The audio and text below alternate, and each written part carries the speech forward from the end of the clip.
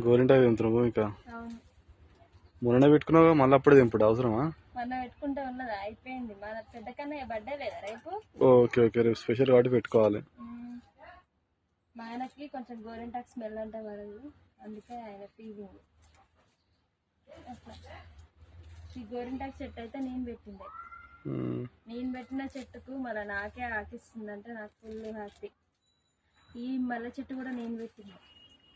నాకు ఎందుకో చెట్లు పెంచడం అంటే మస్తు ఇష్టం. రేపు అయితే పెద్ద కన్నయ్య బర్త్డే ఉంది, అందరైతే విష్ చేయండి. కుదరకపోయినా ఈ వీడియో ఈ రోజే పెడతా, ఇంకే వీడియోలు కూడా పెట్టాను. నెక్స్ట్ అయితే ఇదే పెడతా, ఎందుకంటే మీ బ్లెస్సింగ్స్ అనేటివి వానికి చాలా ముఖ్యం.